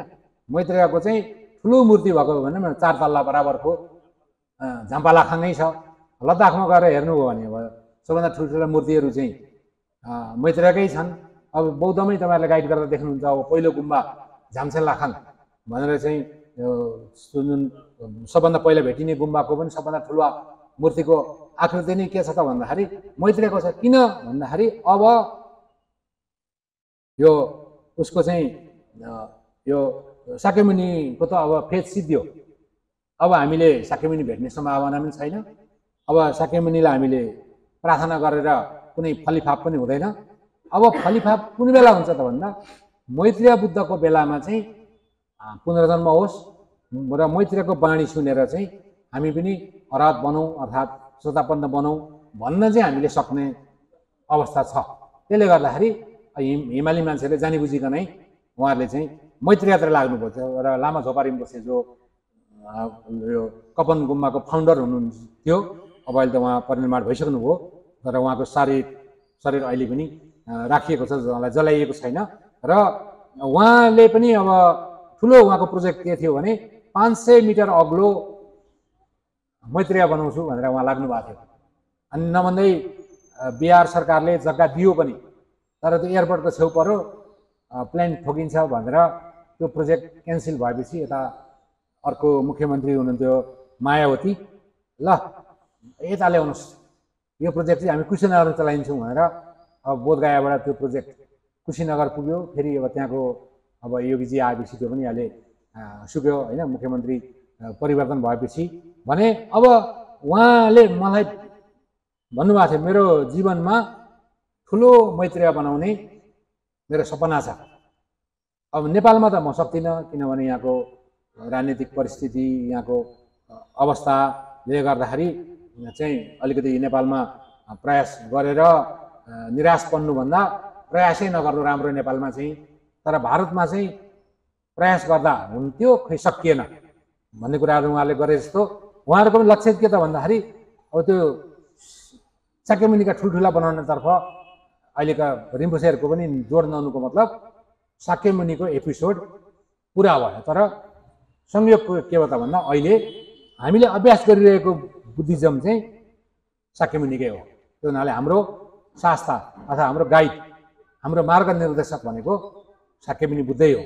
र कथम कदाचित उहाँको अनुसरण गर्न सकिएन भन्ने मात्रै। अनि हामी मैत्रेय जानु चाहिँ युक्त सङ्गत हुने भयो। त्यो हुनाले अब अहिले मैत्रेय केमा हुनुहुन्छ भने बोधिसत्व अवस्थामा हुनुहुन्छ। र उहाँ चाहिँ त्यसै गरी अब आमाको कोखमा प्रवेश गर्नुहुन्छ। अनि अब क्लासिकल बुद्धिस्ट टेक्स्ट अनुसार हो भने चाहिँ फेरि बोधगयामा गएर त्यही वज्रासनमा बसेर चाहिँ उहाँ पनि फेरि बुद्ध बन्नुहुन्छ। त्यो कुरो चाहिँ अब यो भद्रकल्पका 1000 बुद्ध अर्थात् 1002 बुद्ध चाहिँ सबैको बोधि प्राप्त गर्ने ठाउँ चाहिँ बोधगया हो। अर्थात् त्यो नाइटो पृथ्वीको नाभि चाहिँ त्यो हो। र पृथ्वी बन्दा पनि सबभन्दा पहिला बनेको ठाउँ त्यही होइन वज्रासन हो। र पृथ्वी ध्वस्त हुँदाखेरि पनि सबभन्दा अन्तिममा ध्वस्त हुने ठाउँ भनेको चाहिँ त्यही बोधगया हो। त्यो हुनाले यो 2011 को जस्तो लाग्छ मलाई, ठुलो सिक्किमतिर एउटा ठुलो भूकम्प गएको थियो होइन, नेपालको पूर्वी भेगमा। त्यो बेलामा म त्यहीँ पढाएर बसिरहेको थिएँ। त्यहाँ एकदम हल्लायो। हल्लाउँदाखेरि त्यहाँ एउटा जापानिज गुरुले चाहिँ के भन्नुभयो भने ए नडराउ नभाग, यो वज्रासन हो अर्थात् बोधगया हो, यहाँ भूकम्पले क्षति पुर्याउँदैन। यो चाहिँ यहाँ यो सबै ध्वस्त भइसकेपछि मात्रै यो ध्वस्त हुने ठाउँ हो। त्यो हुनाले तिमीहरू नडराओ भनेर त्यहाँले उठ्न खोजेका, भाग्न खोजेका मान्छेलाई पनि त्यो जापानको गुरुले चाहिँ त्यहाँ रोक्नुभयो। म एकछिन त छक्क परेँ। अब एकछिनपछि बन्द भयो। अन्त प्रोग्राम सकिएर बाहिर निस्किएपछि ल यता पूर्वी नेपाल र सिक्किममा ठुलो भूकम्प भयो, कति मान्छे मर्न थाले भन्ने सूचनाहरू आयो।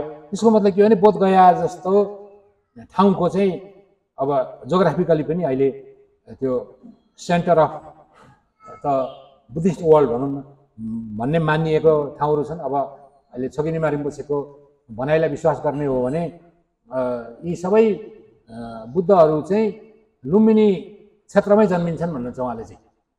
र मलाई पनि अब निमन्त्रणा गर्नुभएको थियो र जसरी पनि यो गुम्बा उद्घाटनको बेलामा आइज भन्नुभएको थियो। तर म यहाँ अर्को काङ्ग्युर त्रिपिटक वाचनको लुङ अर्थात् ट्रान्समिसनमा भएको हुनाले म बिचमा छोडेर जान मिलेन।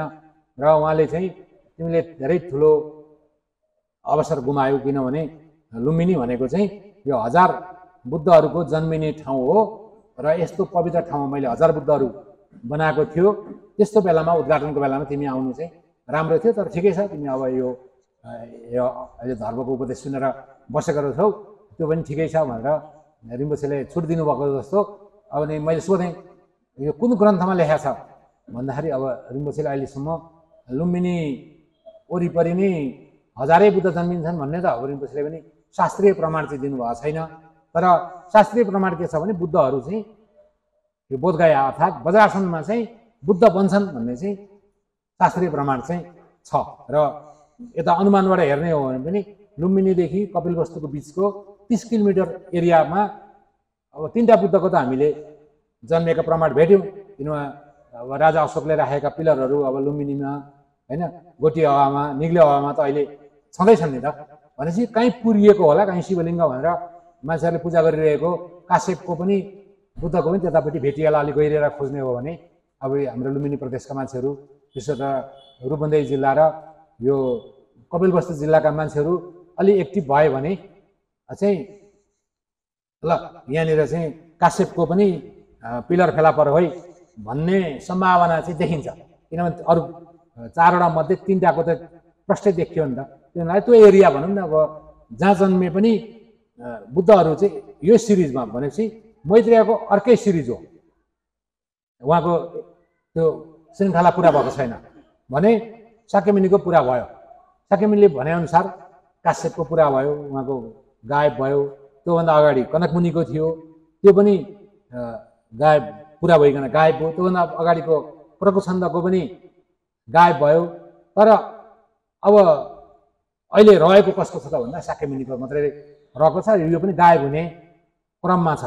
र अब हामी काठमाडौँ निवासीहरूलाई हामीले स्वयं पुराणमा आधार मान्ने हो भने तीभन्दा अगाडिका कल्पका बुद्धहरू पनि अब काठमाडौँ आएका कुराहरू छन् होइन। यहाँका विपश्ची बुद्धको कुरा छ, यहाँनिर अब यो सिखी बुद्धको कुरा छ होइन। अब यी कुराहरू जोडेर चाहिँ 7 बुद्धहरू भनेर चाहिँ अहिले हामी स्वयं पुराण अनुसार 7 बुद्धले चाहिँ स्वयम्भू ज्योतिको दर्शन गर्नुभयो, कसैले आएर कमलको फुल रोप्नुभयो होइन भन्ने कुराहरू चाहिँ हामी जुन स्वयं पुराण पढेर यहाँको लोकल स्टोरी हामी पढिरहेका छौँ। यसबाट के देखिन्छ भन्दाखेरि यो कल्पभन्दा अगाडि पनि बुद्धहरू हुनुहुन्थ्यो र पछि पनि बुद्धहरू हुनुहुनेछ। त्यो भएर बुद्ध धर्मभित्र त्रिकाल बुद्धको कुरा आउँछ। Past Buddha, present Buddha, future Buddha. त्यो हुनाले अब मैत्रेयहरूलाई हामी उहाँ बोधिसत्वको अवस्था भए पनि हुनेवाला चाहिँ बुद्ध भएको नाताले उहाँलाई चाहिँ फ्युचर बुद्ध भन्न हामीलाई दोष लागेन भने अब पास्ट बुद्ध भनेर अब काश्यप बुद्धलाई भने पनि भयो, या धेरैले मान्ने गरेको चाहिँ अब दीपङ्कर बुद्धलाई मान्ने चलन छ। किनभने दीपङ्कर बुद्धकै उपदेशको आधारमा चाहिँ शाक्यमुनि बुद्ध चाहिँ सुमेधबाट प्रमोट भएर होइन सुमेधले भविष्यवाणी पाएको र उपदेश लिएको गुरु चाहिँ शाक्यमुनि बुद्धको पनि पहिलो गुरुजी को रहेछ त भन्दा दीपङ्कर बुद्ध रहेछ नि त। त्यही भएर अहिले अब तपाईँहरूको यो सम्यक भन्ने पर्व जुन आउँछ काठमाडौँमा र काठमाडौँको उपत्यकाका अधिकांश गुम्बामा चाहिँ दीपङ्कर बुद्धको मूर्ति छ। र तपाईँहरूले त्यो भुइँखेलमा गएर सम्यकको बेलामा ल्याएका मूर्तिहरू हेर्नुहोस् या पाटनतिर त्यो गुलाको बेलामा प्रदर्शनमा राखिएका बुद्धहरू हेर्नुभयो भने अधिकांश ठाउँमा दीपङ्कर बुद्धका मूर्तिहरू छन्। दीपङ्खा जात्रा भनेर अहिले काठमाडौँका भक्तपुर त जोडिन्न, पाटन र काठमाडौँ जिल्ला जोडिएका एउटा जात्रा गर्ने एउटा पिलग्रिमेज जुन रुट छ त्यो चाहिँ दीपङ्खा जात्रा भनेर चाहिँ अहिले उहाँहरू कसरी त्यो पाटनको चाहिँ नागबालबाट सुरु गरेर यता घुम्दै बौद्ध आएर होइन गुहेश्वरी आएर पशुपति आएर कोटेश्वर हुँदै कसरी यो फेरि पाटन पुग्ने जुन रुट भेटिन्छ ती सबैमा चाहिँ जात्राको नामै दीपङ्खा जात्रा भनेको छ। अहिले अङ्ग्रेजीमा किताब पनि आइसकेको छ। त्यो हुनाले काठमाडौँ भ्यालीको लागि चाहिँ शाक्यमुनि बुद्धको गुरु, पहिलो बोधिसत्व जन्मको गुरु दीपङ्करको पनि महत्त्व छ। त्यही भएर स्वयम्भूमा चाहिँ तपाईँहरूले ठुलो मूर्ति चाहिँ उभिएको मूर्ति चाहिँ दीपङ्कर बुद्धको मूर्ति तपाईँहरूले 7th सेन्चुरी लेखेको चाहिँ तपाईँहरूले गाइड गर्ने ठाउँमै देख्नुहुन्छ। किनभने त्यो चाहिँ दीपङ्करलाई महत्त्व दिनु चाहिँ स्वाभाविक हो, किनभने उहाँकै प्रेरणाले शाक्यमुनि पनि बुद्ध बन्नुभयो भनेपछि अब त्यसमा अब अलिकति स्वयम्भूभित्र शाक्यमुनिलाई पनि प्रवेश गराउनु तपाईँहरू काठमाडौँका विशेष गरेर बज्राचार्य समाज, शाक्य समाजका मान्छेहरूले चाहिँ पहल गर्नु पर्यो। अब हामीलाई त अब खएँ भन्छन्, त्यसमध्येमा अब यो खएँ र सयले प्रयास गरेर यहाँका लोकल मान्छेले हाम्रो कुरा सुन्दैनन्। त्यनाले हामी चाहिँ नबोलेरै हिटाउने हो। किनभने म अहिले होइन नेवार समाजमा सम्मानित भएको नै नेवारहरूको विपक्षमा नबोलेरै चाहिँ अहिलेसम्म सबैले बोलाइरहेका छन्, सम्मान गरिरहेका छन्। त्यो चाहिँ किनभने अब यहाँ भित्रको अब आन्तरिक धेरै कुराहरू बुद्ध धर्मका कुराहरूको विषयमा चाहिँ धेरै यहीँका लोकल मान्छेहरूले पनि धेरै नकारात्मक टिका टिप्पणीहरू पनि गरेको देखिन्छ। अब मैले चाहिँ अब यो यहाँको संस्कृति हो, त्यो हुनाले अब हामीले यसलाई छोइरहनु आवश्यक छैन।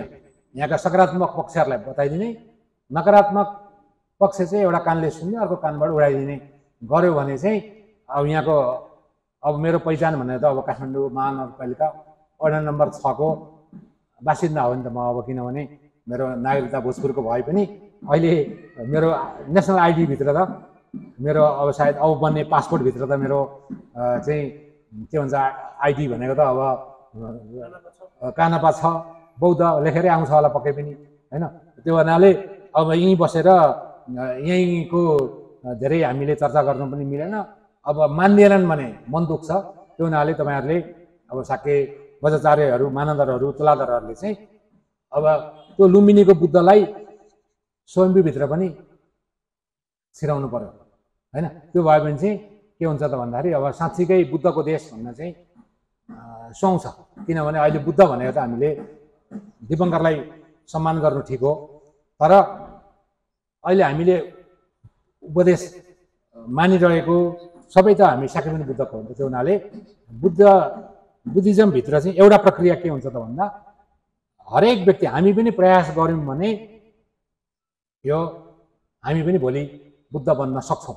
किनभने बुद्ध धर्मभित्र एउटा शब्द चाहिँ सुगत गर्व अर्थात् तथागत गर्व अर्थात् बुद्धको बिउ भनौँ न बुझ्ने भाषामा सिड अफ इन्लाइटमेन्ट त हामीमा मात्रै होइन, हामीले देखेका जनावरहरूमा पनि त बुद्धको बिउ त छ। तर फरक यति हो कि बुद्धको जाग्यो, हाम्रो अलिअलि जागो।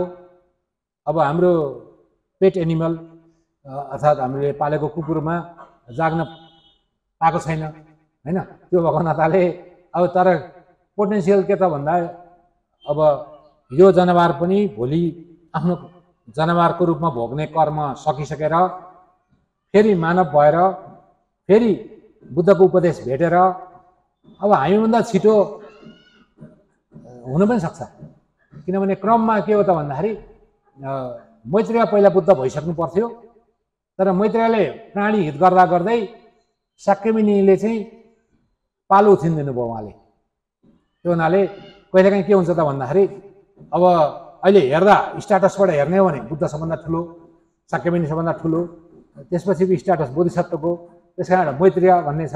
तर उहाँहरूको जीवनीमा के छ, यो दशभूमिमा चाहिँ पुग्ने क्रममा चाहिँ उहाँ चाहिँ पहिला पुग्नु भएको रहेछ मैत्रेय चाहिँ, अनि मात्रै शाक्यमुनि पुग्नु भएको रहेछ। तर कालक्रमले शाक्यमुनि बुद्ध भइसक्नुभयो, अब मैत्रेय अझै हुन बाँकी छ। मैत्रेयको तपाईँहरूले त्यो किताबै पाइन्छ, अहिले अङ्ग्रेजीमा पनि छ, हिन्दीमा पनि छ, नेपालीमा पनि एउटा मैत्रेय भन्ने किताब चाहिँ अहिले यो एकजना शाक्यजीले अनुवाद थेसिस रहेछ, त्यसलाई प्रकाशन चाहिँ गर्नुभएको रहेछ। तर त्यो मैत्रेयका पहिलेका स्टोरी चाहिँ अलिक कम हाल्नुभएको जस्तो लाग्यो मलाई। अहिले आइकोनोग्राफी, यो अहिले वर्तमान मैत्रेय मूर्तिहरूको बारेमा चाहिँ पहिलेदेखि मैत्रेयको मूर्ति बनाउन थालियो भन्ने कुराहरूमा चाहिँ उहाँले गरेको एउटा राम्रो किताब चाहिँ अहिले बजारमै किन्न पाइन्छ हैन। त्यो भएको नाताले, तर त्यो चाहिँ त्यसको पनि गुदी कुरो चाहिँ उहाँले पनि अब सायद अब पालिकै विद्वान हो, पुरै भेट्नु भएन कि अब लेख्न मिलेन कि कहिलेकाहीँ गाइडले चाहिँ बुझेन भने यो अंश चाहिँ फाल्दै भनेर चाहिँ पनि गर्ने चलन हुन्छ। पिएचडी गर्ने क्रममा हैन, थेसिस लेख्ने क्रममा कहिलेकाहीँ गाइड चाहिँ आफूभन्दा कम जानकारी भएको परिदियो भने चाहिँ कतिपय विषयहरू फालिदिएर पनि त्यो महेन्द्र रत्न शाक्यजीले त्यो मैत्रेयको बुद्धि कुरो चाहिँ उहाँले राख्न नपाउनु भएको कि मैले सोध्न त सोधाएको छैन, तर मैले पनि किताब किनेर ल्याएर मैले घरमा चाहिँ राखेको छु। त्यो हुनाले मैत्रेयको बारेमा पनि हामी गाइडलाई जानकारी किन हुनु पर्यो भने तपाईहरु बौद्ध गाइड गर्न लाने बित्तिकै ठ्याक्कै मैत्रेयकै मूर्तिबाट सुरु गर्नु पर्यो नि त। त्यसले गर्दाखेरि अब he is in the process of enlightenment, fully enlightenment भनेर चाहिँ भन्नको लागि चाहिँ उहाँको पनि अलिअलि ब्याकग्राउन्ड भयो भने राम्रै हुन्छ। नभए पनि अहिले गाइड गर्नलाई शाक्यमुनिको चाहिँ बोधिसत्वको फर्स्ट फेजदेखि यो 10औं फेजसम्मको र 10औं फेजबाट क्रस गरेर बुद्धहुडमा गएको सम्मको चाहिँ जानकारी पाइयो। र विशेष गरेर तपाईहरुले फोकस गर्नुपर्ने चाहिँ यो 12 डिड्स अफ बुद्ध, किनभने थाङ्काहरू हेर्दाखेरि चाहिँ 12 वटाको चाहिँ लहरै तुसित देवोदोदेखि लिएर यो कुशीनगरसम्मका दृश्यहरू जुन छन् त्यतिको चाहिँ तपाईहरुले हल्का फुल्का गाइड गरिराख्नु भएकै छ। र अब संसारको सबभन्दा ठुलो यो थाङ्का पनि अहिले गायब भएको थियो भने अस्ति अन्नपूर्ण पोस्टमा चाहिँ नेपाल सरकारले बरामद गर्यो, नेपाल प्रहरीले चाँडै जनसमक्ष ल्याउँदैछ भनेर चाहिँ अस्ति म त्यो रेडियोमा सुन्दाखेरि अन्नपूर्ण पोस्टको चाहिँ भनेर चाहिँ एउटा कति 70 बाई 50 मिटरको थाङ्का थियो एउटा हाम्रो के भन्छ स्टेडियममा, दशरथ स्टेडियमभित्र त्यो पुरै फुटबल खेल्ने ठाउँ जति चाहिँ ढाकिएको अवस्थामा संसारको सबभन्दा ठुलो थाङ्का जापानमा बनाएको र नेपालमा ल्याएर प्रदर्शन गरेको भनेर म पनि त्यो हेर्न गएको थिएँ। भनेपछि त्यति ठुलो थाङ्कादेखि लिएर अब भित्ताका गुम्बाका पेन्टिङदेखि लिएर अहिले सबभन्दा धेरै बिक्री हुने